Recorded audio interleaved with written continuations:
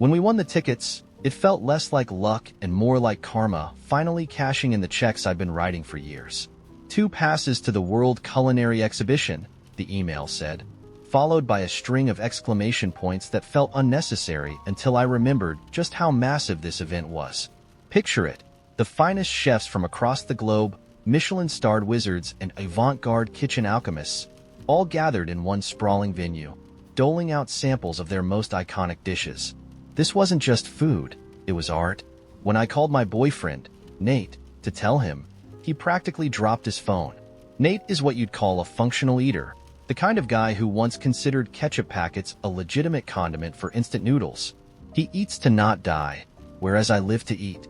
I've spent years educating him, dragging him to food trucks, local tasting tours, and once to a fermentation workshop where he almost vomited at the smell. Winning these tickets was my shot at bringing him into my world, at showing him why food could be more than just sustenance. To my surprise, Nate was all in. So, like, free fancy food, he'd said. Hell yeah, I'm down. But as the date approached, it became clear we had very different visions of what this day would look like. I wanted to be there the second the doors opened. I downloaded the exhibition map, color-coded the booths I couldn't miss, and scouted the most efficient route to hit the best spots. Nate, on the other hand, wanted to take it easy. Why rush? He said over breakfast the day before. It's not like they're gonna run out of food. Plus, if we go later, we can skip the lines. It's not just about the food, I exclaimed, waving my fork for emphasis. It's about the atmosphere, the demos, the workshops, the energy. Don't you want to see Chef Daniela do her live dessert sculpting? Or taste the Nordic reinvention of street tacos before anyone else? He blinked at me. I'm mostly in it for the free drinks. I stared at him, horrified. The drinks? Nate, this is the Olympics of food. It's not about getting buzzed on craft sake, isn't it though? We went back and forth for days, neither of us budging. I didn't want to ruin his experience by forcing him into my overplanned chaos, but I also couldn't fathom missing the things I'd been dreaming about for weeks. The morning of the event, we hit a compromise that wasn't really a compromise at all. Nate insisted we grab brunch first, which seemed redundant given the day ahead, and we didn't arrive at the exhibition until close to noon. By then, the line to get in snaked around the block, and the air was thick with the scent of truffle oil and frustration. I clenched my teeth and resisted the urge to remind Nate that this wouldn't have happened if we'd come earlier. Inside, the venue was a madhouse. Crowds swarmed every booth, the buzz of conversation mixing with the clatter of pans and the hiss of flambe torches. I wanted to dive in headfirst, but Nate strolled along like we were at a farmer's market on a lazy Sunday. Do you even know what you want to try first? He asked, pausing to inspect a booth offering deconstructed hot dogs. Everything, I hissed, but we have to start with the International Pavilion. They've got... Cool. I'll meet you there, he interrupted, already wandering off toward a station handing out samples of whiskey-cured bacon. I stood there for a moment, torn between chasing after him and sticking to my plan. In the end, my hunger, for food and for the experience, won out. I bolted toward the International Pavilion like my life depended on it. For the next hour, I was in heaven. I sampled Malaysian laksa so rich and aromatic it felt like a warm hug. I watched Chef Daniela whip up an edible sugar sculpture shaped like a phoenix, her hands moving with the precision of a surgeon. I even snagged a spot at a surprise pop-up tasting where they served liquid nitrogen-frozen ceviche that evaporated into a citrusy mist in your mouth. But somewhere along the way, I started to feel off. It wasn't the food. No, the food was perfect. It was the fact that I was experiencing it alone. Every time I tried something mind-blowing, I'd instinctively turn to share it with Nate, only to remember he wasn't there. I texted him, "Where are you? You have to try this Korean barbecue bao." His response came 10 minutes later, at the craft beer garden. They've got IPA flights. The beer garden. Of course. My initial annoyance gave way to guilt. This was supposed to be something we shared, and instead, we were doing it on parallel tracks. Maybe this was my fault. Maybe I'd scared him off with my intensity, my need to curate every moment. I found him sitting at a communal table with a half-empty flight and a plate of, were those nachos? Nachos? I said, incredulous. We're surrounded by some of the most innovative food in the world, and you're eating nachos? They're artisan, he said defensively, holding up a chip smothered in duck confit and blackberry compote. Want one? I sat down, defeated. I thought you'd want to, I don't know, explore more. This isn't just another food festival, Nate. He looked at me for a long moment, then sighed. Liv, I'm not you. I don't need to taste every weird foam and reduction to have fun. I'm here because I want to spend time with you. But you're so focused on hitting all the right booths, you're not even enjoying yourself. That's not true, I protested. But even as I said it, I felt a pang of doubt. Was I enjoying myself? Or was I just trying to maximize the experience like it was some kind of game to be won? He slid the plate of nachos toward me. Try one. Just sit with me for a minute. I picked up a chip reluctantly. It was, annoyingly, delicious. We sat there for a while, sharing the plate and laughing at the increasingly ridiculous things people were carrying past us. A man balancing a tower of sushi donuts, a woman with an entire leg of prosciutto strapped to her back like a hiking pack. Eventually, we wandered back into the chaos together. No plan, no map, just following whatever smelled or looked interesting. We didn't hit all the booths I'd highlighted, but we found our own moments. A pop-up ramen stand where the chef sang as he cooked. A booth where they let you make your own caramel with a mini blowtorch. A dessert bar serving tiny chocolate spheres that burst into mousse when you bit them. By the end of the day, we were stuffed, exhausted, and grinning like idiots. Still, as we walked back to the car, I couldn't help but wonder if I'd ruined the experience by pushing too hard, or if Nate had ruined it by refusing to take it seriously. So, what do you think? AITA? I swear, the whole thing started out with good intentions. That's the part nobody seems to believe when I tell this story. Like I'm some cartoon villain twirling my imaginary mustache, plotting chaos. No, I thought I was helping. How was I supposed to know it would blow up the way it did? It began with a necklace. Specifically, my sister Emma's necklace. It wasn't just any necklace, though. It was the necklace, the one she never took off. It was this tiny, silver locket that belonged to our mom, who passed away when we were kids. Emma inherited it because she was the oldest, and honestly, I was fine with that.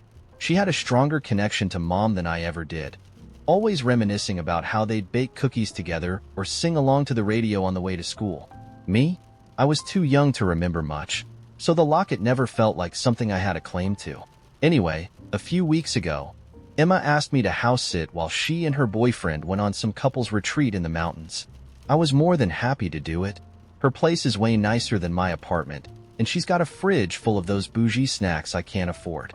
The first day there, I noticed the locket sitting on her bathroom counter. I don't know why she didn't take it with her. Maybe she was afraid of losing it on a hike or something. Either way, it caught me off guard. Seeing it there, all shiny and delicate, felt weirdly intimate, like I was looking at a piece of Mom, just sitting there, unattended. Here's where I messed up. My friend Alex texted me later that day, asking if I wanted to hang out. We hadn't seen each other in months, so I said sure. While I was getting ready, I kept glancing at the locket on the counter. I couldn't stop thinking about it, about how I'd never actually worn anything of Mom's before. You know where this is going, right? I convinced myself it was fine. Just one night. It wasn't like Emma would know. I'd take it off before she got back, and she'd be none the wiser.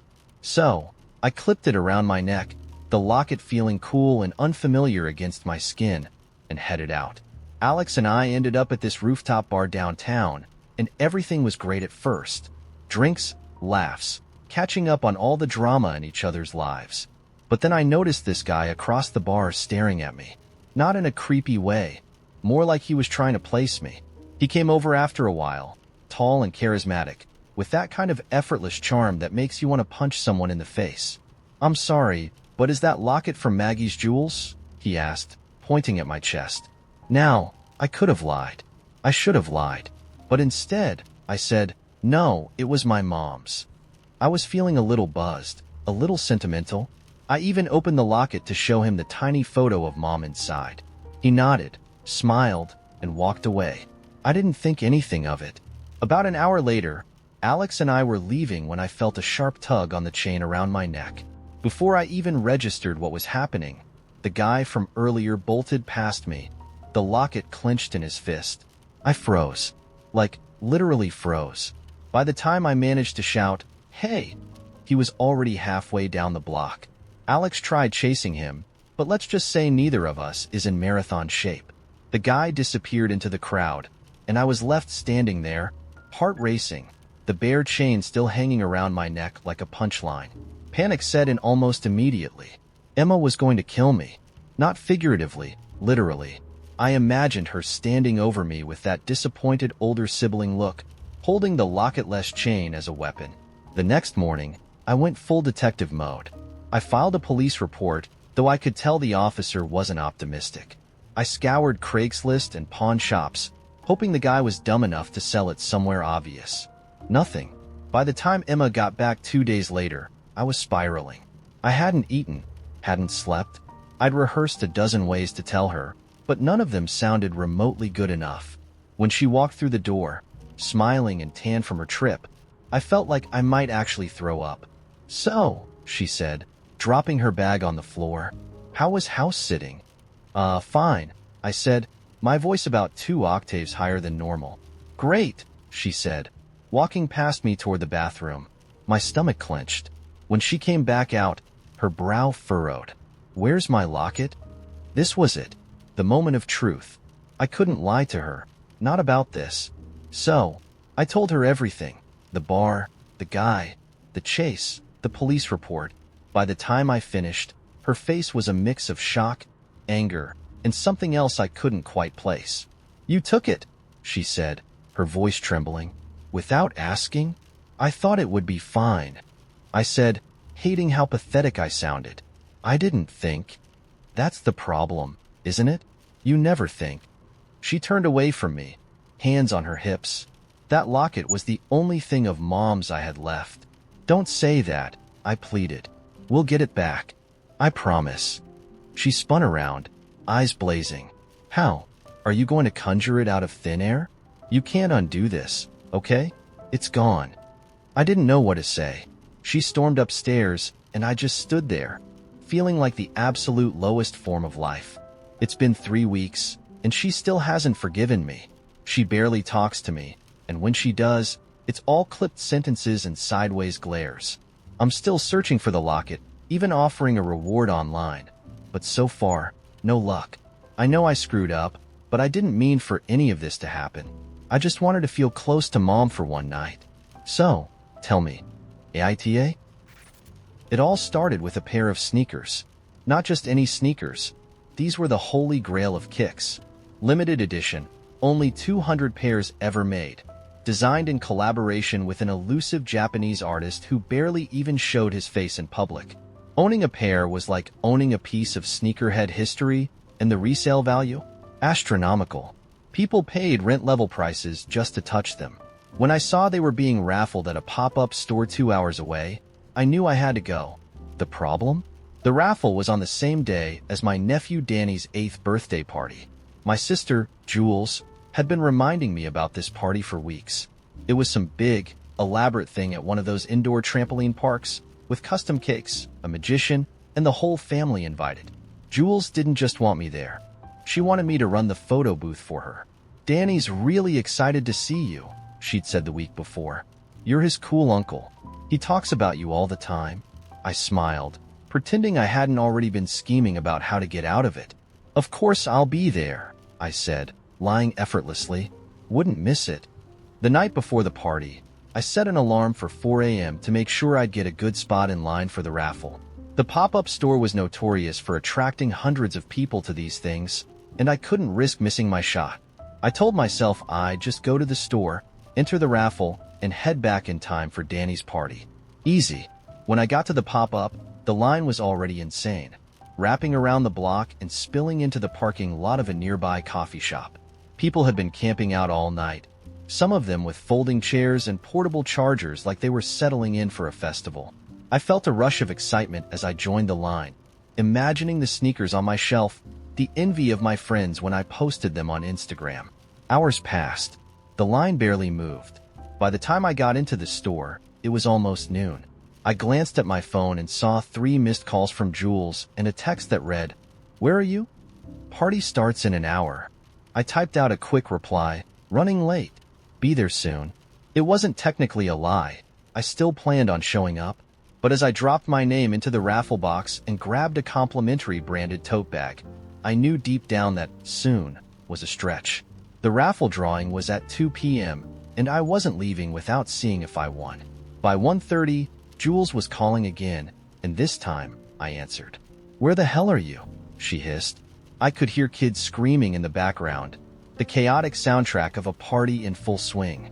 "On my way," I said, hoping the noise around me didn't give me away. "Traffic's brutal." "Traffic? You should have left hours ago. Danny's been asking for you all day. He wanted you here for the magician." I know, I said, trying to sound contrite. "I'll be there soon, I promise." I hung up before she could yell at me more and shoved my phone into my pocket. I told myself I'd make it up to Danny later. Maybe buy him a cool Lego set or take him to the arcade next weekend. 8-year-olds were easy to bribe. Besides, it wasn't like he'd remember this one party in the grand scheme of things. When 2 p.m. rolled around, the store manager stepped onto a small stage at the back of the store and started drawing names.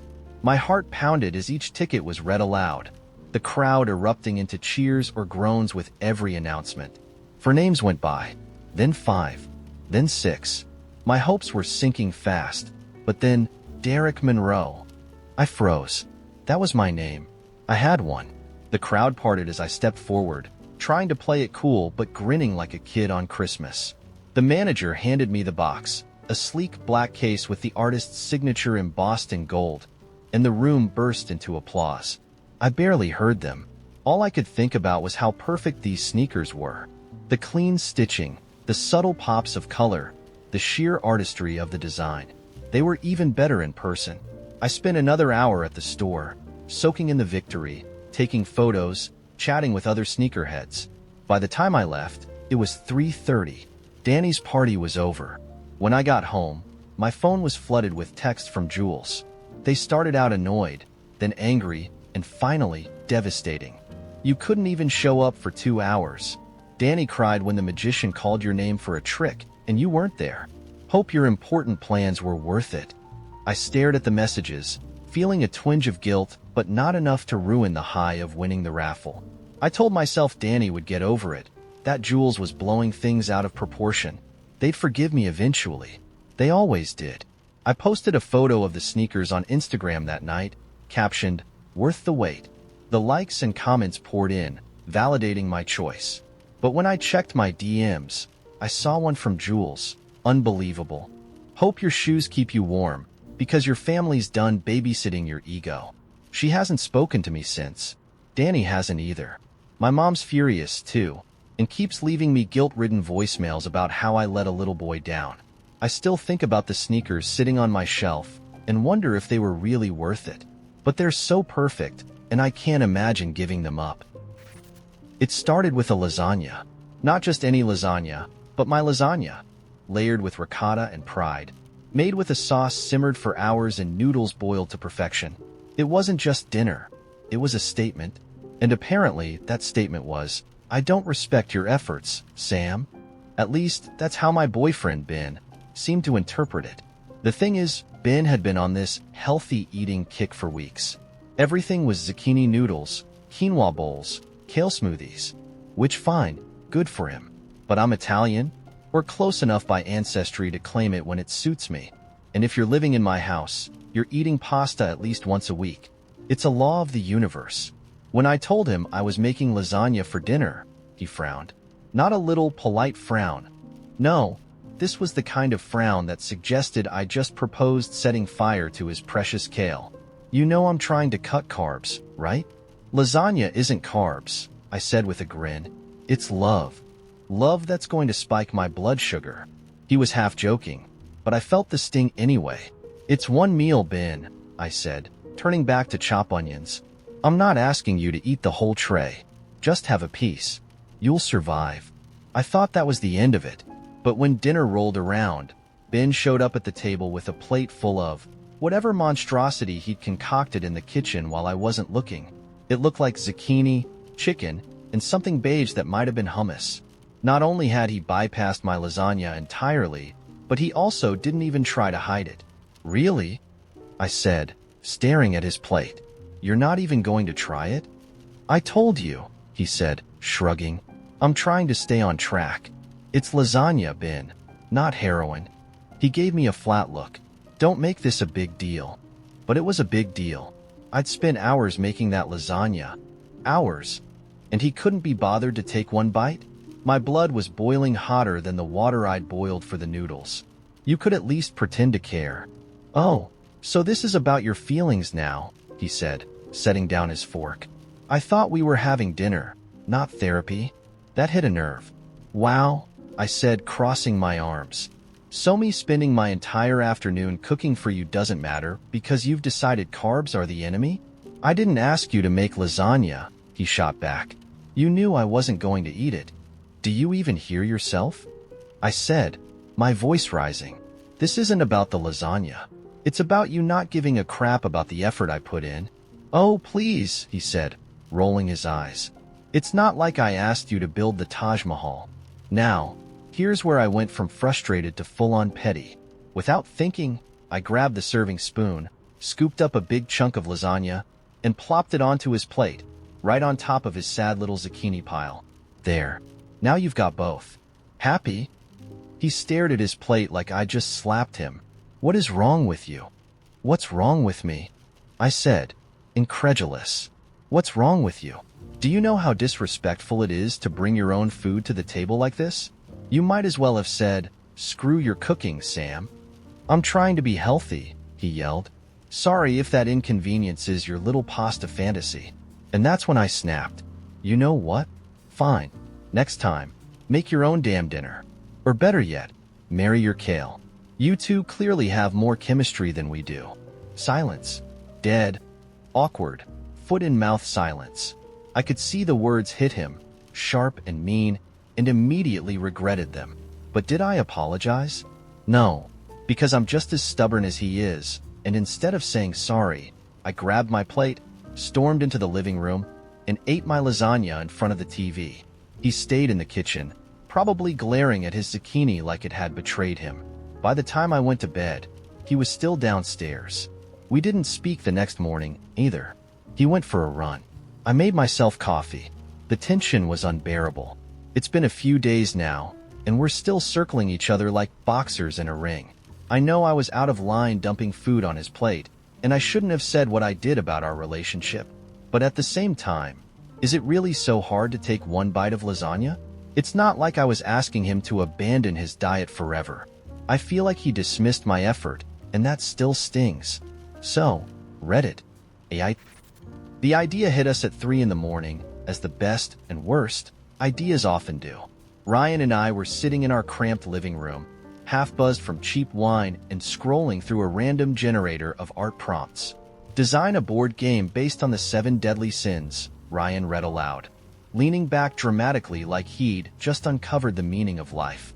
He glanced at me with that spark in his eye, the one that meant we were about to do something stupid. This is it, he declared.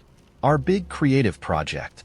Okay, but it needs a twist, I said, pulling a blanket tighter around my shoulders. Like, what if it's not just a game about sins? It's a game that makes you sin? Ryan sat up, grinning like a madman. Yes. The players have to choose between doing something ruthless or falling behind. Greed could mean stealing points. Lust could be forming alliances to backstab later. Envy could let you copy someone's move. We talked until dawn, throwing around wild ideas and scribbling notes on the backs of old receipts. By the time the sun rose, we were convinced we just invented the next great tabletop phenomenon. We're going to be famous, Ryan said, his voice still hoarse from excitement. People will fight over this game at conventions. They'll call it revolutionary. I laughed. Or they'll just call it annoying. But I believed him. Or at least, I wanted to. The first few days were thrilling. Ryan sketched out a rough game board while I worked on the mechanics. Each sin had its own deck of cards, and players would draw from them depending on their choices. Pride cards gave you power but isolated you. Sloth cards let you skip turns for small benefits. Wrath cards could sabotage opponents, but came at a cost. The layers of strategy seemed endless, and we fed off each other's energy, tossing ideas back and forth like kids building a fort out of pillows. But it didn't take long for the cracks to form. Ryan's vision leaned toward high drama and chaos, rules that encouraged players to lie, cheat, and manipulate. "It's a game about sins," he said. "It should be cutthroat." I wasn't so sure. "People still need to have fun," I argued. "If the game's too mean, no one will want to play it." Ryan rolled his eyes.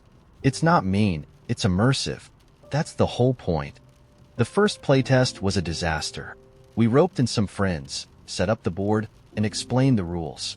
Within 10 minutes, everyone was confused. The cards were too complicated, the punishments for sins too harsh, and the board itself looked like a Jackson Pollock painting gone wrong. One of our friends, Rachel, squinted at her wrath card and asked, "Wait, so I lose 5 points and also have to pretend I'm angry in real life? How do you enforce that?" Ryan laughed nervously. "It's part of the immersion." Rachel shrugged and said, "Cool," before flipping the table in mock rage. After they left, Ryan and I sat in silence, staring at the mess. "It's not that bad," he finally said, though his voice lacked conviction. "We just need to tweak some things." I nodded, trying to stay positive. "Yeah, it's all fixable." But secretly, I wasn't so sure. The tweaks didn't help. In fact, they only gave us more to argue about. Ryan thought the game needed more complexity, more layers, more interlocking rules. I wanted to simplify everything, make it more approachable. "Why are you trying to dumb it down?" he snapped during one particularly heated argument. "You're turning it into Candyland, Deadly Sins Edition." I bristled. "And you're making it unplayable. People don't want to read a novel just to figure out how to take their turn." Eventually, our arguments spilled out of game development and into everything else. Ryan started accusing me of being uninspired and afraid to take risks. I accused him of being a control freak who thought he was some kind of tortured genius. One night, after hours of trying to redesign the sloth mechanics, I slammed my laptop shut and said, "You know what? Fine. Do it your way. Make your stupid game that no one will play." Ryan didn't even look at me. "At least I'm trying." For weeks, we barely spoke except to trade passive-aggressive comments about the game. Ryan stopped asking for my input and started treating me like an unpaid assistant, barking orders about proofreading cards or testing his convoluted new systems. I retaliated by dragging my feet on everything, pretending to be too busy to help.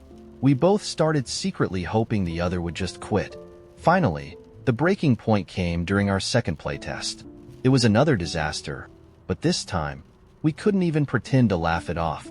Our friends looked bored, the rules still didn't make sense, and halfway through, Rachel, bless her soul, said, "I think this game hates me." Ryan shot me a pointed look, and I snapped. "What?"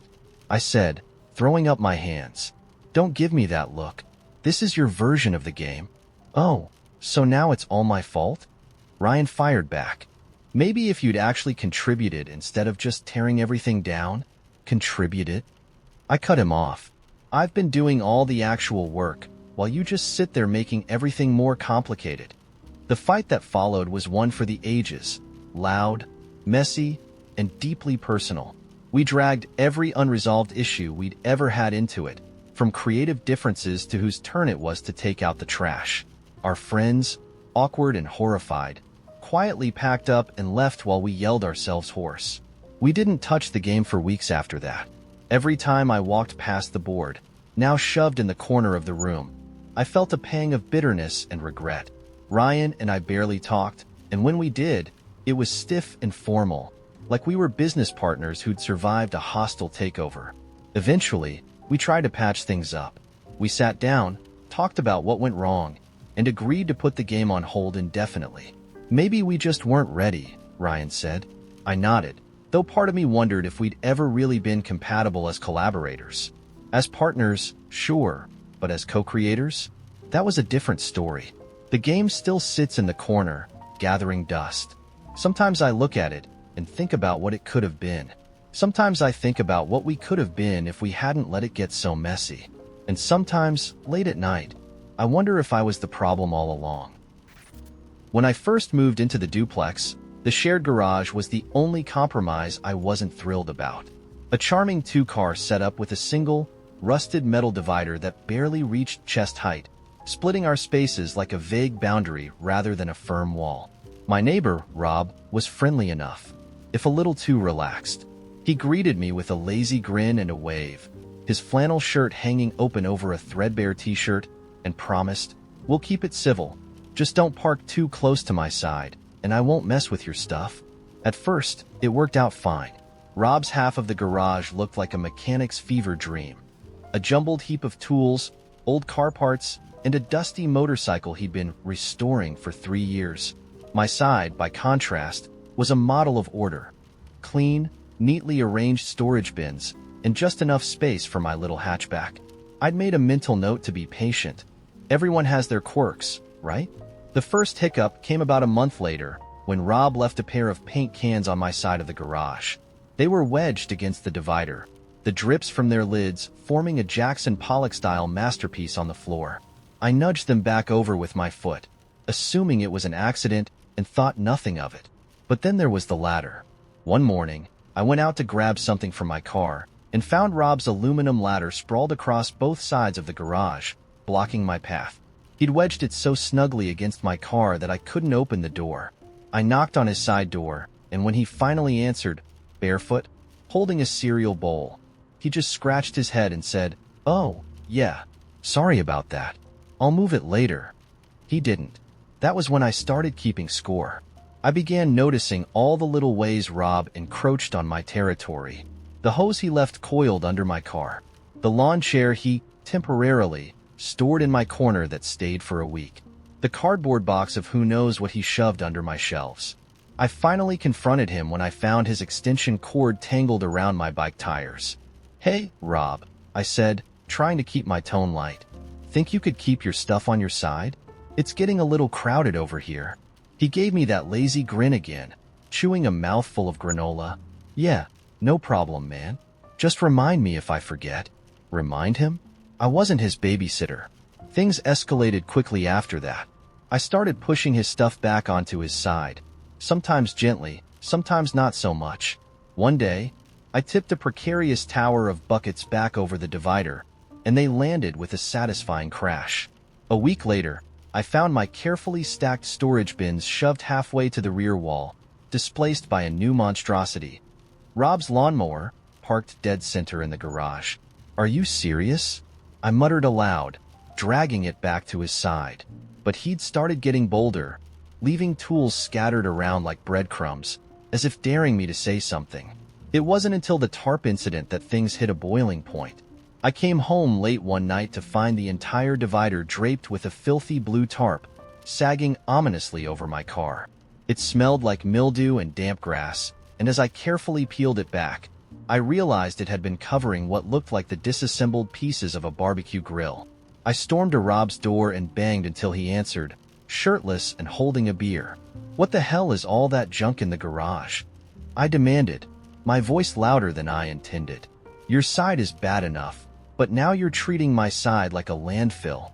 Rob leaned against the doorframe, unfazed. "It's temporary," he drawled. "You know how it is." "No, Rob, I don't know how it is," I snapped.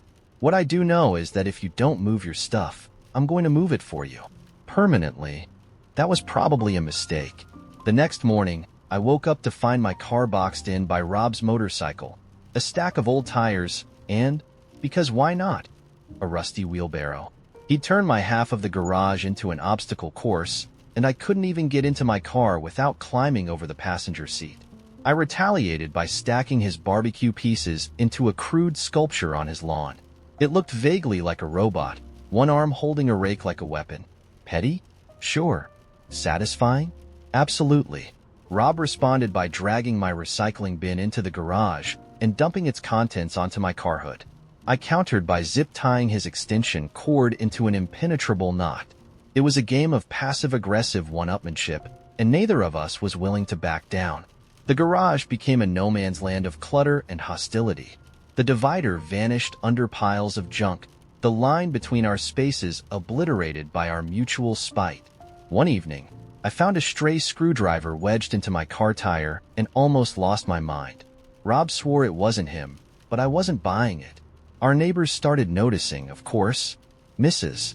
Hayes from across the street gave me a long, disappointed look as I wrestled a broken fan out of my way one morning. "A shame about the garage," she said, shaking her head. "It used to look so nice." I bit my tongue, resisting the urge to tell her exactly whose fault it was. But deep down, I knew she had a point. The garage was a disaster. Our feud had turned it into a monument to pettiness, and we were both too stubborn to fix it. Last week, I came home to find a note taped to my front door. It was written in Rob's lazy scrawl, barely legible. "Truce? Let's talk." I haven't responded yet. Part of me thinks I should. After all, I'm not exactly blameless here. But another part of me, the part still fuming about the tarp, wonders if Rob deserves the effort. So, AITA? The first sign that something was off came in the form of the delivery. It was a box, nondescript and the size of a small microwave, left on Mara's doorstep one foggy morning. No label, no return address, just her name scrawled in looping black ink on the top. Mara Elwood. She nudged it with her foot, half expecting it to hiss or explode. When it didn't, she sighed, brought it inside, and set it on the kitchen counter. By the time she opened it, she'd already convinced herself it was a weird mistake or maybe a prank. But inside was something both simpler and stranger. A key. It was long and old, with intricate etchings spiraling down its shaft. Alongside it was a folded note, the same looping handwriting spelling out just 3 words. "Do not enter." Naturally, she stared at the key for 10 minutes before deciding that not entering was absolutely out of the question. She turned the key over in her hands, running her thumb along the grooves. It felt warm, as though it had been plucked from the sun moments before arriving. No address, no instructions, just a warning that felt more like a dare. That night, the dream started. She found herself wandering through a sprawling, unfamiliar house. The walls were impossibly high, the ceilings vaulting into shadows, and the air carried the scent of damp stone. Each room was filled with peculiar things. A cage containing a bird made of glass, a table set for a feast where the food rotted as she watched, and mirrors that reflected versions of her that weren't quite right. In one of the dreams, she found a door. It was small and wooden, barely wide enough for a child to slip through, and there was a keyhole at its center. Mara woke up in a cold sweat. The image of that door burned into her mind. The next morning, she decided to search for it. It wasn't entirely irrational. Her house was old, the kind of place with strange nooks and crannies, a couple of sealed-up closets, a cellar she barely used. She convinced herself it wasn't weird, just a quirky coincidence. And then she found it. Behind an old bookshelf in the study, hidden beneath layers of dust and cobwebs, was a small wooden door. The keyhole was exactly as she'd seen in her dream. Her pulse quickened. She held the key in her hand, its warmth now almost burning. "Do not enter," she whispered to herself, but her fingers were already fitting the key into the lock. The door swung open, revealing a staircase that spiraled down into darkness. A faint hum drifted up, low and resonant, like the sound of a massive engine far below. Mara hesitated at the threshold, but the hum seemed to pull at her, vibrating through her bones, urging her to descend. The air grew colder with each step. The walls were smooth and curved, almost like they were made of something organic, and the deeper she went, the louder the hum became. It wasn't just a sound anymore. It was a sensation, pressing against her chest, thrumming in her skull. At the bottom of the staircase, she found herself in a vast chamber lit by a pale, pulsing light. The walls glistened as though they were alive, and in the center of the room stood a massive, intricate machine. It was all brass and glass and moving parts, its gears turning in perfect rhythm. And then she saw it, a figure standing beside the machine. It was humanoid, but its proportions were wrong, its limbs too long, its head slightly too large. It turned to face her, its eyes glowing like twin moons. "You shouldn't be here," it said, its voice layered and reverberating, as though multiple people were speaking at once. Mara froze, every instinct screaming at her to run. What is this place?" The figure tilted its head, considering her. "This is the axis, the center point of all that is and all that could be." Her breath caught. What does that mean? It means, the figure said, stepping closer, that you found the key to everything. Before she could respond, the machine let out a shuddering groan. The lights in the chamber flickered, and the hum rose to a deafening pitch. Something's wrong, the figure said, its voice tinged with urgency. You've disrupted the balance. I didn't mean to. Mara stammered, backing away. The figure gestured toward the machine. The axis cannot remain exposed. You must choose. Choose what? The figure pointed to two levers on the machine, one marked with a sigil that glowed faintly blue, the other with a deep red. One restores the balance but erases your memory of this place. The other grants you access to the axis's power, but it will change you. Mara's mind raced.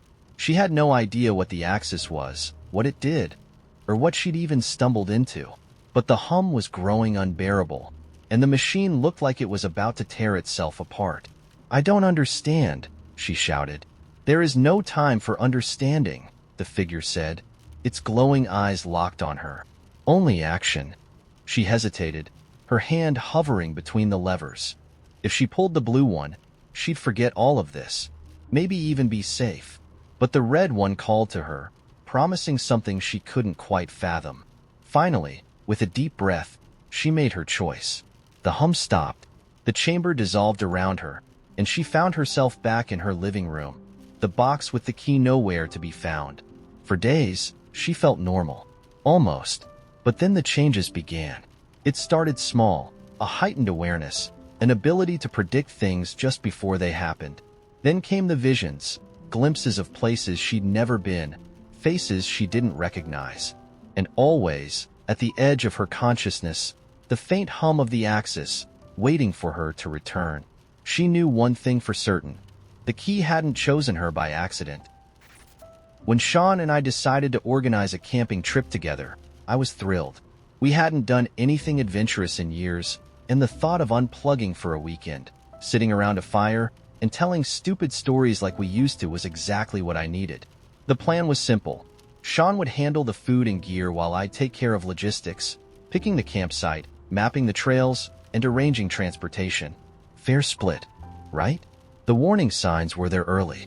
Sean was always the laid-back type, which I figured was why we worked so well together. I was the planner. He was the chill dude who went along for the ride.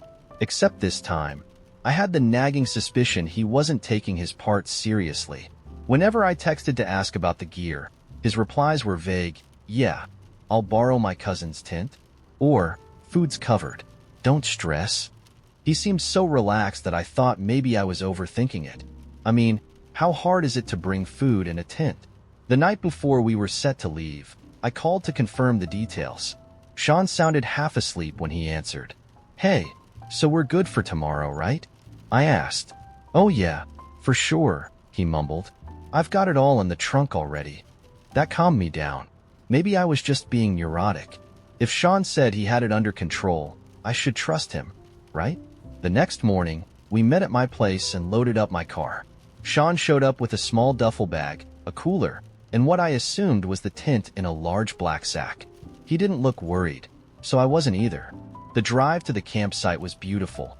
Rolling hills, golden sunlight, the kind of scenery that makes you forget about everything else. We talked about work, old friends, and the ridiculous things we used to get away with in college. It was perfect. When we arrived at the site, we parked, unloaded, and started setting up. That's when everything began to unravel. The tent Sean brought? It turned out to be one of those cheap pop-up sun shelters you take to the beach. No walls, no stakes, just a flimsy half-dome that looked like it might blow away if someone sneezed too hard. Sean, I said slowly, holding up the sad excuse for a tent. What is this? He frowned. It's a tent. My cousin swore by it. Swore by it for what? Napping during soccer practice?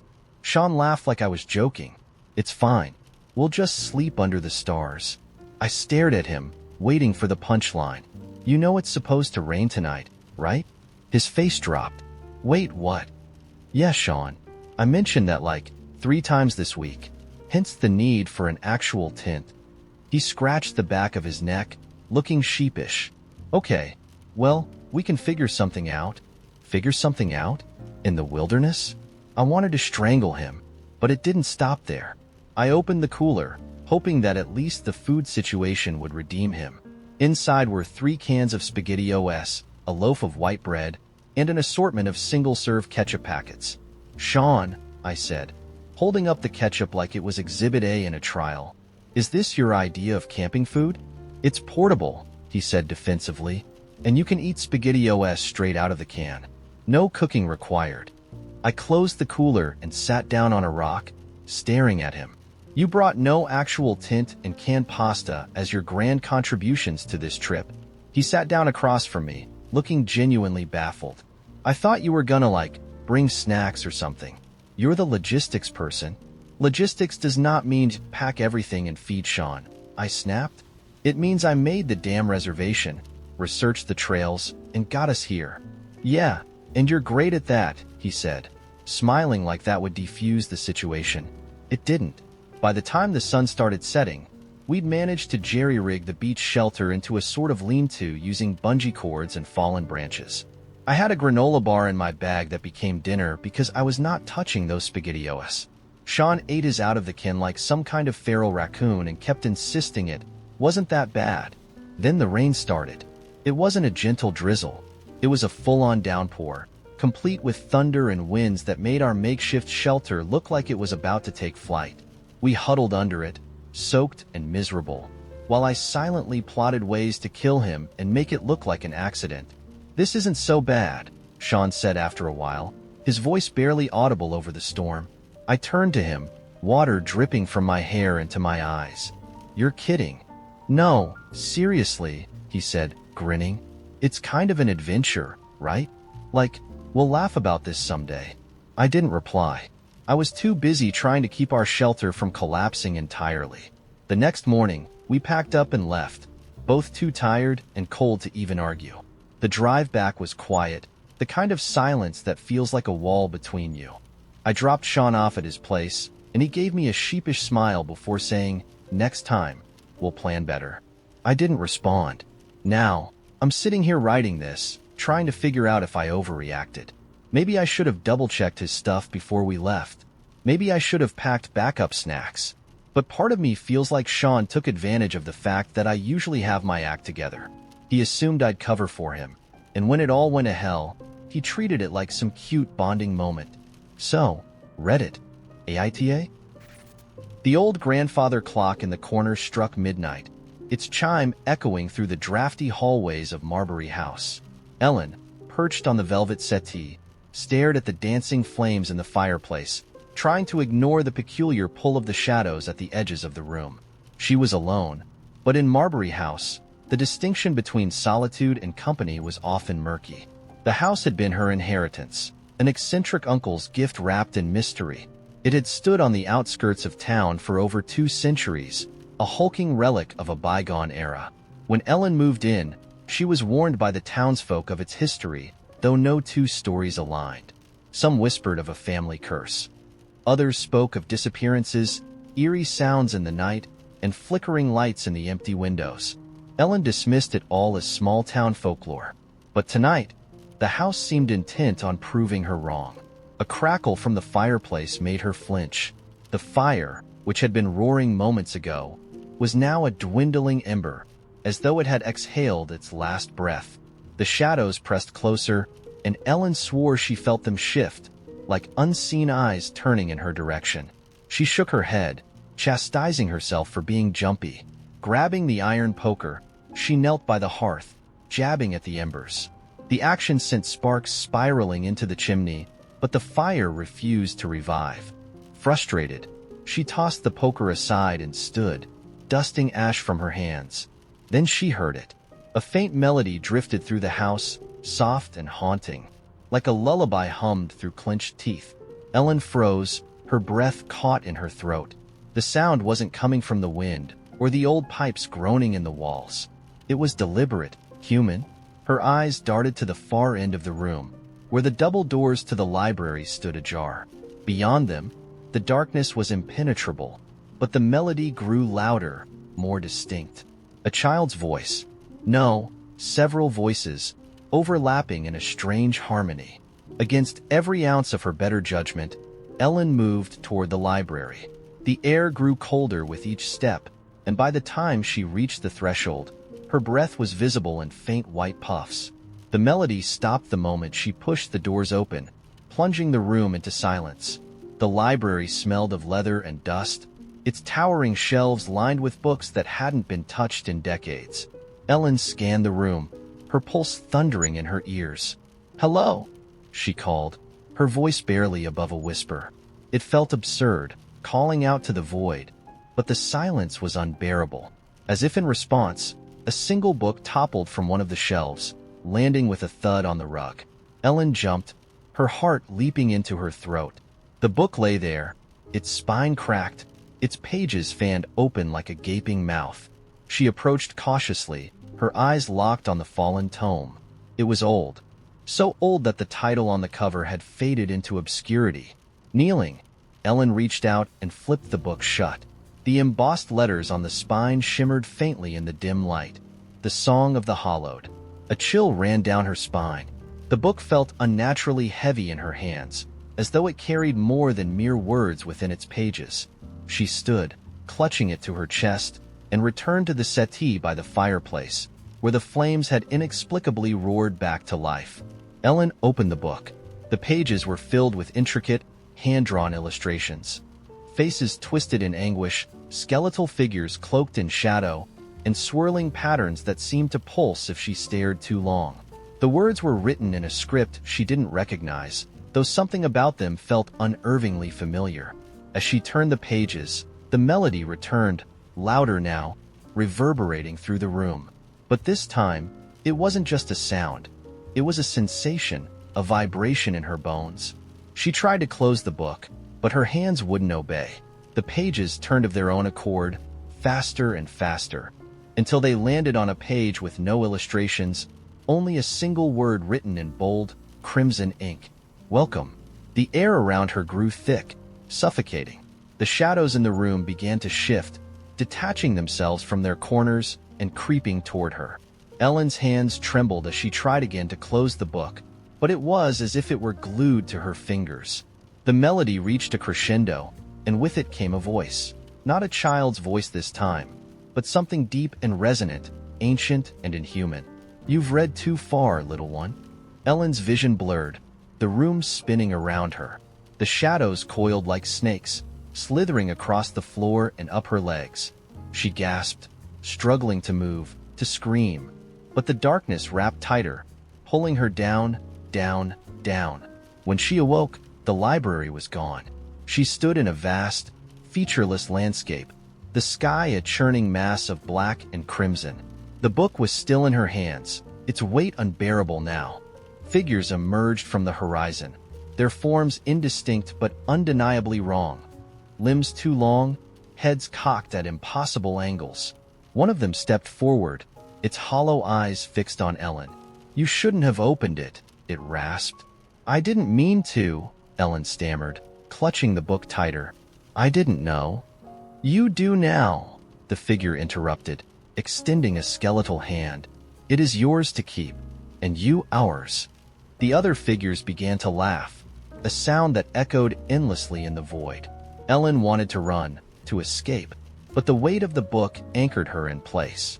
She could feel it now, something inside the pages, watching, waiting. Back in Marbury House, the grandfather clock struck one. The fire had burned out again, and the room was silent. The library doors were closed, the fallen book nowhere to be seen. But in the stillness, if one listened closely, a faint melody lingered in the air. It started with the hummingbird. Not a real one, of course, but a delicate little figurine I'd found at a flea market. My grandma, Nana June, loved hummingbirds. She used to say they reminded her of herself, small, quick, and always a little out of place in a world too big and slow for her taste. After Grandpa died, she stopped going to her book club, stopped gardening, stopped, well, everything. It was like her spark had fizzled out, and now she spent her days in her recliner, watching game shows and sipping watered-down coffee. The hummingbird figurine was my first idea for how to help her. It was cheap but pretty, painted with shimmering blue and green. I imagined it sitting on her side table, maybe brightening her day even a little. But then I thought, why stop at one hummingbird? What if I gave her a whole flock? A little magical world to remind her that life wasn't done yet? The project took over my evenings. I scoured thrift stores, garage sales, and Etsy for hummingbird-themed anything. Figurines, prints, stained glass. I found a beautiful wind chime with tiny metal hummingbirds dangling from it and a scarf patterned with watercolor versions of the birds in flight. I even found an old book about them, with gorgeous hand-drawn illustrations, and spent hours restoring the cracked binding so it looked brand new. But it wasn't just about the stuff. I wanted to make the moment special too. Nana June's birthday was coming up, so I planned a surprise party at her house. Not a big bash.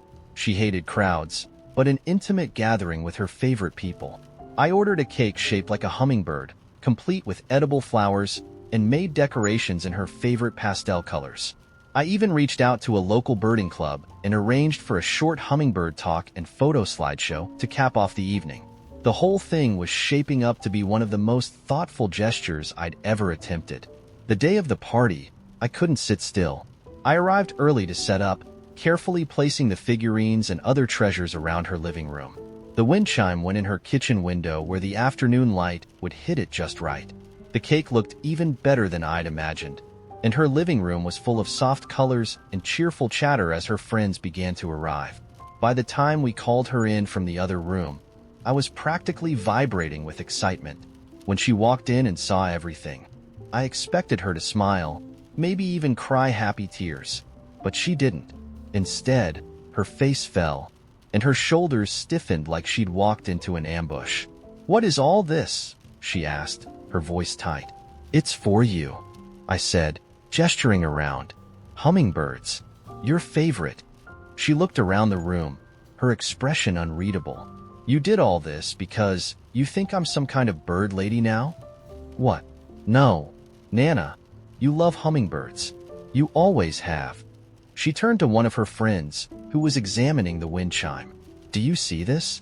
She's trying to turn me into one of those kooky old ladies who collects crap like this." The room went quiet. My cheeks burned. "Nana, that's not what this is. I thought it would make you happy." She waved a hand dismissively. "Happy? How is this supposed to make me happy? Surrounding me with reminders of something I'll never see again? I'm not going bird watching anymore. I can't even get to the grocery store without help. Did you think of that?" I was so stunned I couldn't even respond. She wasn't done. "And a birthday party? At my age? You're just rubbing it in. 75 isn't a milestone. It's a countdown." "Nana, no," I started, but she was already walking toward her recliner. "I don't need this stuff," she said, flopping into the chair. "I don't need a cake or decorations or whatever else you think will make me forget that I'm old and tired and done." Her words hung in the air like smoke, choking out any reply I might have had. I stood there, feeling like I'd been punched in the gut. Her friends tried to salvage the moment, murmuring things like, "Oh, June, don't be so hard on her. She meant well." But she just waved them off, sinking into silence as everyone awkwardly turned back to the cake. The party limped along after that, but it was clear the energy was gone. I stayed long enough to clean up and pack away the decorations, though a few hummingbird items stayed behind. Ones her friends claimed she might warm up to later. I didn't have the heart to argue. Driving home, I replayed the whole disaster in my mind. I'd poured so much effort into something I thought would bring her joy, something I thought showed how much I cared. But instead of seeing that, she'd seen pity. Instead of love, she'd felt suffocated. I can't decide if I was wrong for trying, or if she was just too bitter to accept it. "AITA?" It started with a lie. Well, not a lie, exactly. More like a half-truth, or maybe a strategic omission. My coworker Kevin had been gushing about his upcoming art gallery debut for weeks. He talked about it during coffee breaks, team meetings, and once, inexplicably, during a quarterly sales report. I didn't have anything against Kevin, per se, but he had that self-congratulatory vibe that made it hard to root for him. Still, when he asked me directly if I'd come to his gallery opening, I couldn't think of a polite way to decline. "Of course," I said, plastering on a smile. I wouldn't miss it. Now, I know I could have just gone, sipped some wine, and nodded at a few paintings, but I had something else going on that night. Something much bigger.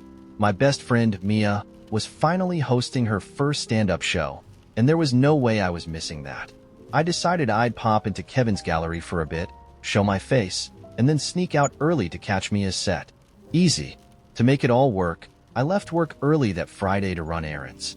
I picked up a bottle of champagne for Mia to celebrate her show and grabbed a little congratulatory card for Kevin because I figured it'd make my brief appearance seem more meaningful.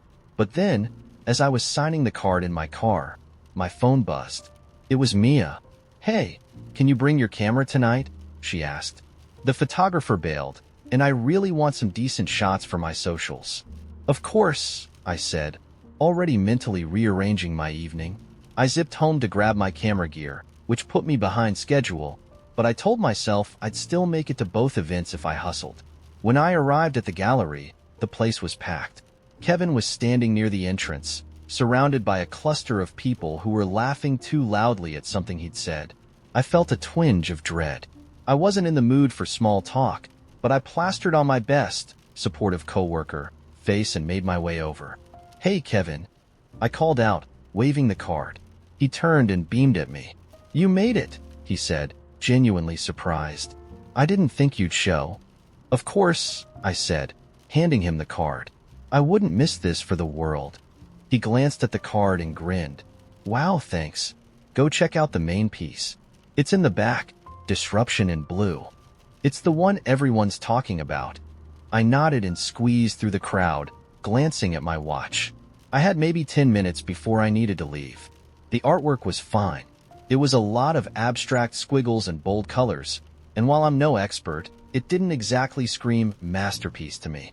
Still, I took a few photos with my phone to show Kevin I'd been there, then slipped out as unobtrusively as possible. Mia's show was on the other side of town, and by the time I got there, the venue was buzzing. I found Mia backstage, pacing nervously. "You made it," she said, throwing her arms around me. "Of course," I said, my usual refrain for the evening. "I brought the champagne, and I'll get some great shots of you up there." She laughed nervously, and I could tell she was seconds away from talking herself out of the whole thing. "You're going to kill it," I said firmly, squeezing her shoulders. The show started, and Mia was brilliant. She had the crowd roaring, and I caught some fantastic shots of her mid-punchline. Her face lit up with confidence.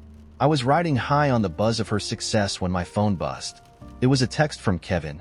"Where are you? Everyone's asking about you. Thought you'd want to stick around for the toast." My stomach dropped. I hadn't thought about a toast. I typed back a quick reply. "Had to run, but congrats again. The gallery was amazing." The next morning, things blew up. I walked into the office to find Kevin sitting at my desk, looking more hurt than I'd ever seen him. "You lied," he said flatly. "What?" I said, caught off guard. "I saw your Instagram story," he said, pulling out his phone. There, clear as day, was a photo of Mia on stage, timestamped during his gallery toast. "Kevin, You told me you wouldn't miss it," he interrupted, his voice shaking. "But you didn't even stay for the most important part of the night.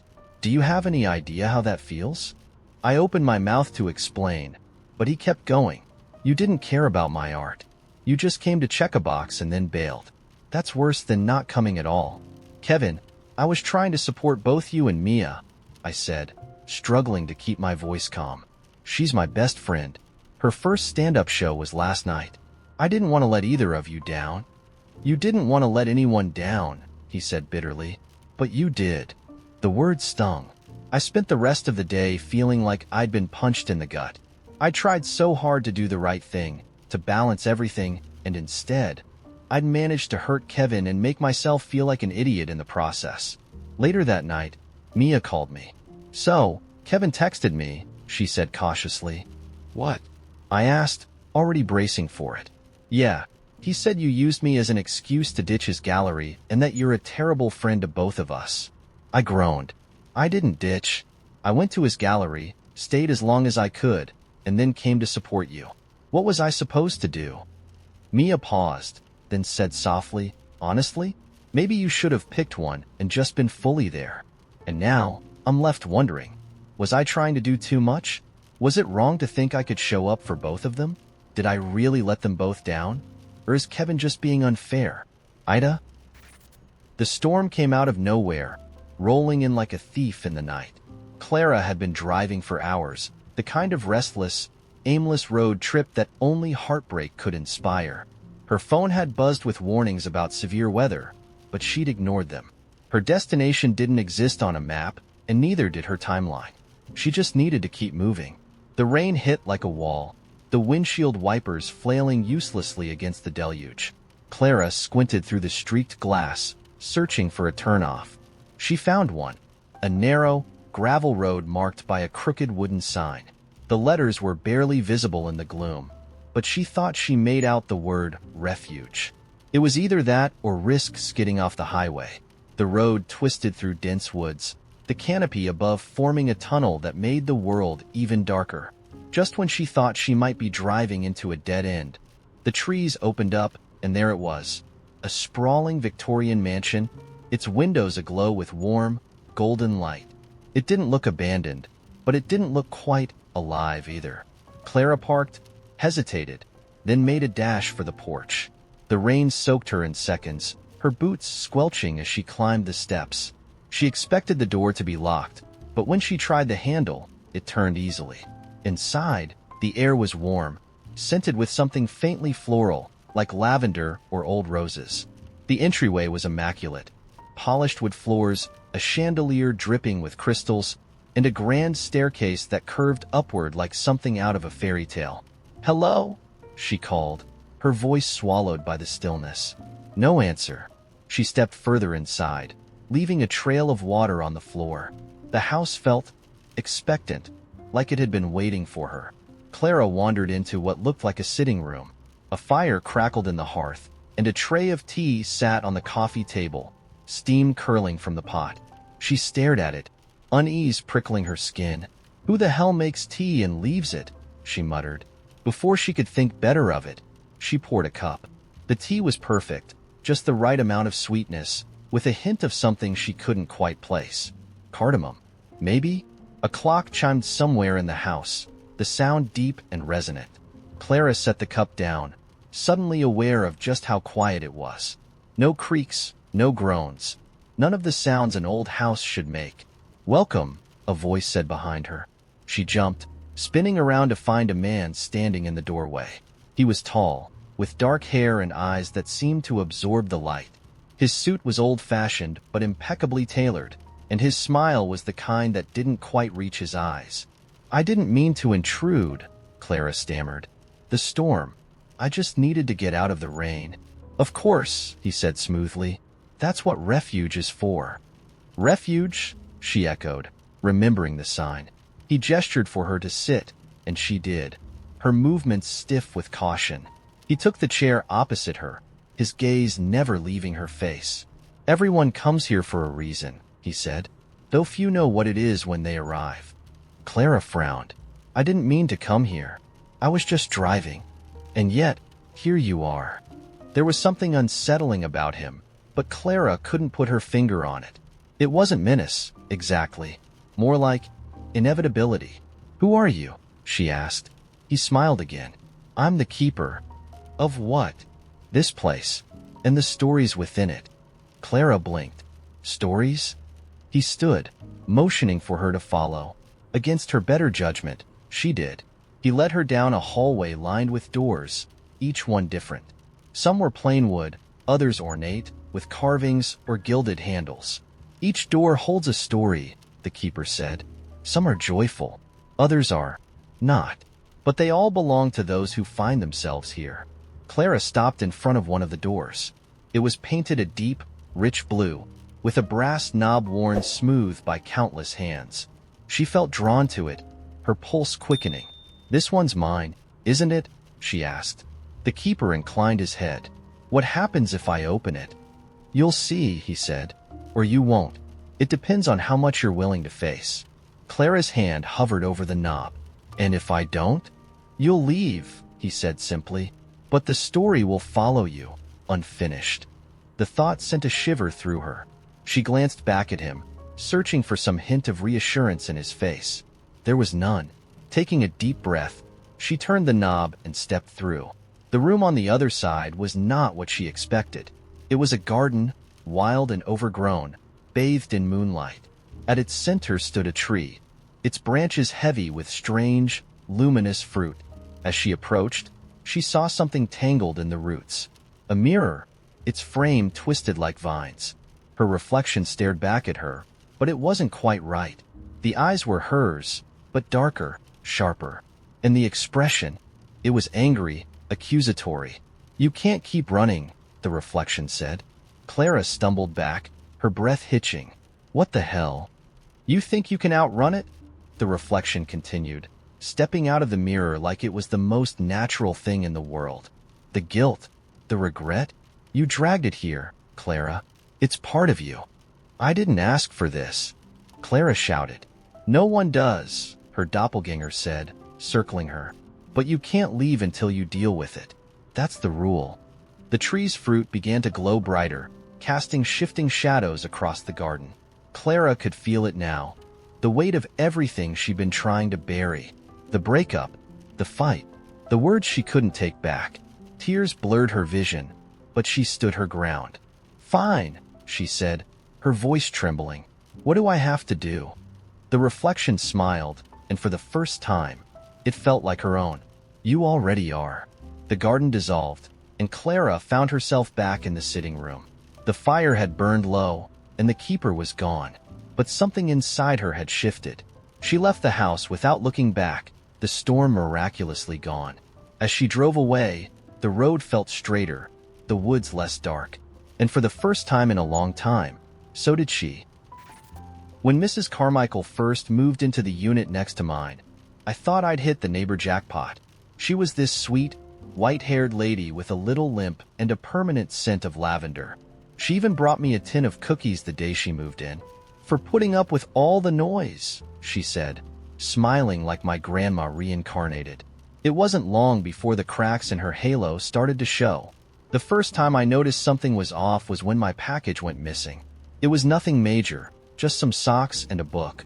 But when I checked the tracking, it said, "Delivered." I knocked on Mrs. Carmichael's door to ask if maybe the delivery guy had left it with her by mistake. She smiled that sweet smile and said, "Oh dear, I haven't seen a thing." "Fine. Things get lost. No big deal." Except a week later, I saw her walking down the hall, wearing socks that looked suspiciously like mine. Bright yellow with little cacti on them. Not exactly a common design for an old lady. "Nice socks," I said casually, and she chuckled. "Aren't they fun? My grandson got them for me." Grandson, my ass. After that, the little mysteries started piling up. A bag of birdseed I'd bought for my balcony garden disappeared. My doormat went missing for a week and then mysteriously reappeared outside her door with a suspiciously clean patch in the middle, as if someone had scrubbed off a spill. I let it go, figuring maybe she was just forgetful or misunderstood. But then came the night of the incident. I was asleep when I heard a weird scraping sound outside my door. Groggy, I got up and peeked through the peephole. There she was, Mrs. Carmichael, crouched down with a metal spatula, scraping at the edge of my doormat like some kind of geriatric raccoon. I flung the door open. "Mrs. Carmichael, what the hell are you doing?" She froze, the spatula still in hand. Then she straightened up, all innocence. "Oh dear, I thought this was my mat. You know how similar they look." "They're identical because you stole mine," I said, crossing my arms. "Why are you scraping it?" Her eyes darted around. Spilled soup," she mumbled, before shuffling back to her apartment without another word. The next day, I installed a Ring camera. At first, the footage was uneventful, just the usual hallway traffic. But then I caught her again, this time rearranging my potted plants. She moved my basil to the corner, rotated my tomato pot 90 degrees, and then scuttled back inside like nothing happened. I decided not to confront her. Instead, I started labeling my plants with obnoxious neon signs. "Not yours, MRSC. Step away from the basil." That seemed to do the trick. For about 2 weeks. Then the music started. Every night around 11 p.m., Mrs. Carmichael would blast old-timey polka, not a soothing background hum, but the kind of volume that made my walls shake. I knocked on her door to ask her to turn it down, but she didn't answer. The next morning, she acted like she'd never heard of polka in her life. "Do you think maybe it's coming from upstairs?" she asked sweetly, clutching a basket of knitting supplies. "You should call the landlord." Call the landlord? Over polka? That was war. The next night, I retaliated with some heavy metal. I'm talking full-volume Iron Maiden at 2 a.m., with my speakers pressed against the wall we shared. By morning, Mrs. Carmichael had slipped a note under my door. "Please be considerate of your neighbors. Mrs. C." No mention of the polka. Typical. So I got creative. I bought a dozen tiny wind chimes and hung them from my ceiling, right above her bedroom. Then I aimed an oscillating fan at them. By the time the fan completed a single rotation, it sounded like a fairy rave in her apartment. When she confronted me, I feigned surprise. "Oh, I didn't realize you could hear that. Maybe your hearing aids are extra sensitive." Her face turned bright red. "I don't wear hearing aids." "Well, maybe you should consider it," I said with a sugary smile. The next day, my balcony garden was trashed. My basil, tomato, and cucumber plants had been yanked from their pots and dumped into a pile of dirt on the patio. I knew it was her. My Ring camera had caught her waddling over at dawn with a pair of garden shears. When I showed her the footage, she shrugged and said, "Oh, I thought they were weeds." "Weeds?" I sputtered. "In ceramic pots? With labels?" "They were poorly labeled," she said, slamming her door in my face. I decided to hit her where it hurt. Her knitting. Every night for a week, I downloaded recordings of cats meowing and played them through my speaker system. Subtle, not loud, just enough to confuse her. After all, what's worse for an old lady with a cat allergy than phantom feline noises invading her quiet evenings? I knew I'd succeeded when I overheard her in the hallway, grumbling to another tenant about stray cats infiltrating the building. I nearly laughed myself to tears. But Mrs. Carmichael didn't back down. One morning, I found a swarm of gnats in my kitchen. Turns out she dumped overripe bananas in the shared trash can and propped the lid open, creating a literal breeding ground. When I knocked to confront her, she answered with a fly swatter in hand and said, "Oh, I thought you liked composting." I could see the glee in her eyes. She wasn't just some sweet old lady. Mrs. Carmichael was a menace. The final showdown came when I ordered a rug, a huge, beautiful Persian-style piece to brighten up my living room. The day it was delivered, I came home to find the box torn open and the rug already laid out in her apartment. She'd even added a coffee table on top. "That's my rug," I shouted through her door. Mrs. Carmichael opened it just a crack. "Oh, is it? I thought it was a gift. You know, to apologize for all the noise." "Apologize? Give me my rug back." She looked at me, her face the picture of sweet, elderly confusion. "Well, I've already rearranged my furniture. Can't you just order another one?" I lost it. I called the landlord, banged on her door, even threatened to involve the police. She finally returned the rug, but not before leaving a passive-aggressive note tucked into the folds. "You could have just asked nicely. Mrs. C." Now the hallway feels like a war zone. We don't make eye contact. I can't leave anything out without fear of retaliation. Part of me wants to move, but part of me feels like I can't let her win. So, I have to ask, AITA? Okay, buckle up because this one's a ride. It all started with my neighbor, Jenny. She's the kind of person who's always nice in that distant, polite way. We'd exchange waves or small talk by the mailboxes, but we were more friendly acquaintances than friends. Still, when I saw her life spiraling into disaster, I couldn't just stand by and do nothing. Jenny has this cat, Mr. Whiskers, who is her entire world. And I get it. She's a single, 30-something writer who works from home, so Mr. Whiskers is basically her roommate. She's always posting pictures of him in little costumes or talking about how he understands her. Cute, right? Until one day, she casually mentioned to me that she'd started consulting Mr. Whiskers about major life decisions. At first, I thought she was joking. Like, haha, my cat's basically my therapist. But no, Jenny was dead serious. She explained how Mr. Whiskers gave her a look that convinced her to quit her stable editing job and pursue her dream of writing a novel full-time. She went on about how Mr. Whiskers was her spiritual guide, how his purrs vibrated on a frequency of intuition. I smiled and nodded, but inside, I was like, is this woman okay? Things escalated quickly. Jenny started consulting Mr. Whiskers on everything: what groceries to buy, whether to sign up for a dating app, even whether to attend her own sister's wedding. The breaking point for me came when she told me she was about to drain her savings to self-publish her novel because Mr. Whiskers batted the yes button on her budgeting app.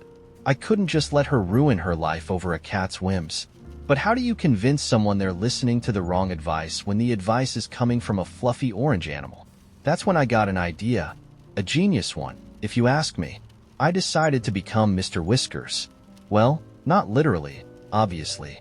But if Jenny trusted her cat more than humans, then I'd make sure Mr. Whiskers gave her some better guidance. All I needed was access to her apartment, and lucky for me, she'd mentioned she had a spare key under her doormat. I waited until Jenny went on one of her late afternoon inspiration walks and let myself in. Mr. Whiskers was lounging on the couch, licking his paw like he owned the place. I found his little cat bed and taped a small, Bluetooth speaker under it, hidden in the fabric. Then I set up my phone in the hallway closet, connected to the speaker. When I was done, I gave Mr. Whiskers a pat on the head and left, feeling like a tech-savvy vigilante.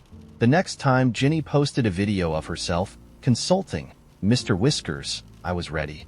She set her phone on the coffee table, pointed it at the cat, and started asking questions. "Should I really spend all my savings on this book?" she said, watching him expectantly. That's when I hit the button on my phone, and my pre-recorded message played through the speaker. "Mio." Jenny froze, her eyes wide. "What? Are you saying no?" she asked.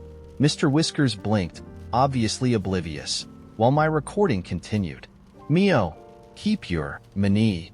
I even threw in a hiss for good measure. Jenny's jaw dropped. She whispered, "You've never spoken to me before," and quickly grabbed a notebook to jot things down. Over the next week, I became the voice of reason in Jenny's life, literally. Every time she asked Mr. Whiskers a question, I was ready with a pre-recorded response. "Mio, don't quit your day job," or "Mio, take it slow with the dating." I kept it vague enough to sound mystical but clear enough to steer her away from disaster. And it worked. Jenny stopped obsessing over self-publishing and started looking for freelance editing gigs again. She RSVP'd to her sister's wedding. She even told me she was thinking about therapy, not because of Mr. Whiskers, she clarified, but he did help me see I might need it. I felt like a freaking genius. Everything was going great, until it wasn't. One night, I was lounging on my couch, basking in the glory of my secret good deed, when my phone buzzed. It was Jenny. She'd sent me a video captioned, "You'll never believe this." My stomach dropped. In the video, Jenny was sitting on her couch with Mr. Whiskers. "Should I call my sister to apologize?" she asked, holding her phone up. The camera panned to Mr. Whiskers, who stared blankly at the wall. And then, clear as day, my recorded voice played, "Mio, geese." But here's the thing. I hadn't sent that message. I hadn't touched the speaker in days. My heart raced as the video continued. Jenny zoomed in on Mr. Whiskers and whispered, "You've been hiding your wisdom all this time, haven't you?" The cat, of course, just yawned. I immediately rushed over to her apartment. Jenny answered the door, her face glowing with excitement. "You were right," she said. "Mr. Whiskers is a genius. Listen." She replayed the video, and I realized with horror what had happened. Somehow, the Bluetooth connection had stayed active, and one of my pre-recorded messages had played without me knowing. I tried to laugh it off, saying, "Wow, your cat is something else," but Jenny squinted at me. "Wait, how do you know what he said? I haven't shown this to anyone but you." Her eyes narrowed, and for a second, I thought she was going to accuse me, but then she shook her head and said, "Never mind. Mr. Whiskers is just special." Now Jenny's back to worshipping her cat like a furry oracle, and I'm terrified my secret will come out. I only wanted to help her, to save her from herself, But now I feel like I've accidentally created a monster, or at least enabled one. When Grandpa started forgetting things, we all brushed it off at first. Who doesn't lose their keys or call the dog by the wrong name now and then? But then he started forgetting more serious things, like leaving the stove on or driving to the store and coming back without groceries. Or worse, not coming back at all. The doctors called it early-stage Alzheimer's. Grandpa just called it a little fuzziness upstairs. I thought my mom was going to collapse under the weight of it. She'd already been balancing a high-pressure job, a mortgage, and the not-so-small task of raising me. But she smiled like it was nothing and promised Grandpa she'd take care of him. By we, she meant her and me. I was 24, working 2 part-time jobs, and spending most of my evenings arguing with my ex over who got custody of the cat. The last thing I expected was to be roped into a care plan. But when Mom said, "We're a team, honey," there wasn't much wiggle room in the conversation. I loved Grandpa. He'd been my childhood hero, teaching me to fish, build birdhouses, and swear in 3 languages. But the idea of becoming his caregiver felt like trading places in the most uncomfortably literal sense. And Mom? She refused to even entertain alternatives. "Family takes care of family," she said, shutting down every mention of professional caregivers like she was swatting flies. The first cracks appeared 2 weeks in. Grandpa had always been stubborn, but now his stubbornness was turbocharged by confusion. He refused to eat anything but canned peaches and peanut butter sandwiches. He thought my name was Evelyn, which I later learned was the name of his first girlfriend. When I gently corrected him, he'd laugh and call me a jokester. It was kind of funny, until the night he locked himself in the bathroom and called the police on a strange girl who had broken into his house. After that, I told Mom we needed help. Real, professional help. She wouldn't hear of it. "He's scared, Jess," she said, her voice tight. "He needs familiar faces, not strangers. Familiar faces who are completely untrained." I snapped. "We don't know what we're doing. He needs someone who does." Her face hardened. "He doesn't need a stranger. He needs love." I almost laughed. Love isn't going to stop him from wandering out into traffic or choking on his dinner, Mom. That night, I Googled caregiving agencies and left my laptop open on the kitchen counter, hoping she'd take the hint. She didn't. The breaking point came on a Thursday. I got home from work to find Grandpa halfway down the street in his pajamas, arguing with the neighbor's mailbox. He was convinced it was a telegraph machine, and he needed to send a message to his old army buddy, Leo. I managed to coax him back home, but the whole walk back, I couldn't stop shaking. When I told Mom what had happened, she went pale. "I'll adjust my schedule," she said. "I can come home earlier." "That's not a solution," I said flatly. "This isn't just going to magically get better. He needs 24/7 supervision." "I'm doing my best," she snapped. "So am I." My voice cracked, and I hated it. "But it's not enough. Don't you see that?" We were standing in the kitchen, Grandpa humming to himself in the living room, blissfully unaware of the shouting match happening 15 feet away. Mom stared at me, her face a mix of anger and something else. Guilt, maybe? Then she turned and walked out of the room. The next morning, she called in sick to work and stayed home with Grandpa. I went to my shift at the coffee shop, fuming the whole time. When I got home that night, the house was eerily quiet. Grandpa was asleep, and Mom was sitting at the dining table with her laptop open. The screen was filled with tabs from caregiving websites. "I called a couple of agencies," she said without looking up, "just to see what our options are." It wasn't an apology, but it was close enough. We compromised. A caregiver came 3 days a week to handle the heavy lifting. Meds, meals, keeping Grandpa from trying to fix the wiring in the walls. Mom took the mornings, and I handled the evenings. Grandpa hated the caregiver at first, calling her that bossy lady, but he slowly warmed to her. By the 3rd week, he was calling her Evelyn, which she took in stride. It wasn't perfect. Some days, Grandpa was sharp and funny, cracking jokes and telling stories like the man I'd always known. Other days, he was angry and confused, snapping at everyone and asking to go home, even when he was already there. The good days were like finding little pockets of treasure in a cave, bright and unexpected. The bad days, well, we got through them. Mom and I still fought sometimes. She thought I was too quick to defer to the caregiver. I thought she was trying too hard to be a martyr, but we learned to meet each other halfway. And Grandpa? He didn't always remember our names, but he never forgot that we loved him. Still, I wonder sometimes, should I have fought harder for more help? Should I have stepped up more? Should I have pushed Mom to let go of the reins sooner? No matter how much we did, it never felt like enough. So, AITA?